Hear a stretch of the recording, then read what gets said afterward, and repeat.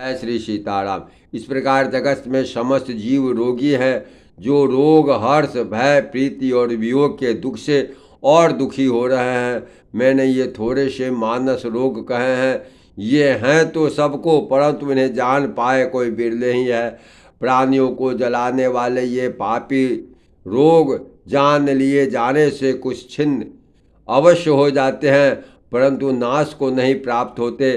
विषय रूपी मनुष्य कुपथ्य पाकर ये मुनियों के हृदय में भी अंकुरित हो उठते हैं। तब बेचारे साधारण मनुष्य की क्या जिद है। यदि श्री राम जी की कृपा से इस प्रकार का संयोग बन जाए तो ये सब रोग नष्ट हो जाते हैं। सदगुरु रूपी वैद्य के वचन में विश्वास हो, विषयों की आशा न करे, यही संयम परहेज हो। श्री रघुनाथ जी की भक्ति संजीवनी जड़ी है। श्रद्धा से पूर्ण बुद्धि ही दवा के साथ लिया जाने वाला मधु आदि है। इस प्रकार संयोग हो तो रोग भले ही नष्ट हो जाए, नहीं तो करोड़ों प्रयत्नों से भी नहीं जाते।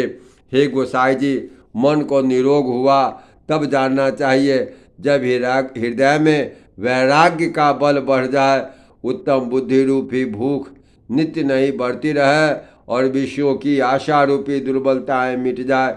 इस प्रकार सब रोगों से छूटकर जब मनुष्य निर्मल ज्ञान रूपी जल में स्नान कर लेता है, तब उसके हृदय में राम भक्ति छा रहती है। शिव जी, ब्रह्मा जी, सुखदेव जी, शौनकादि और नारद आदि ब्रह्म विचार में परम निपुण जो मुनि हैं, हे पक्षीराज, उन सब का मत यही है कि श्री राम जी के चरण कमलों में प्रेम करना चाहिए।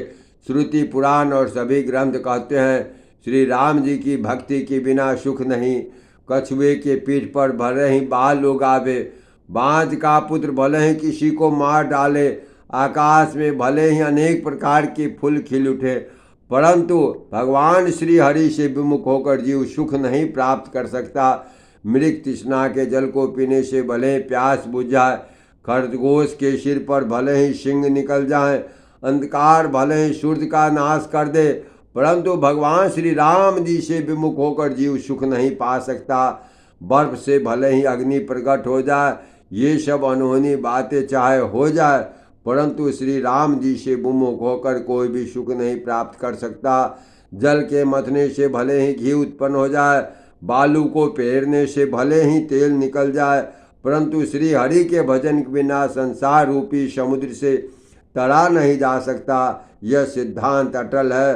प्रभु मच्छर को ब्रह्म कर सकते हैं, ब्रह्म को मच्छर से भी तुच्छ बना सकते हैं। ऐसा विचार कर चतुर पुरुष सब संदेह त्याग कर भगवान श्री राम जी को ही भजते हैं। मैं आपसे भली भांति निश्चित किया हुआ सिद्धांत कहता हूँ। मेरा वचन अन्यथा नहीं है कि जो मनुष्य श्री हरि का भजन करते हैं वे अत्यंत संसार सागर को सहज ही पार कर जाते हैं।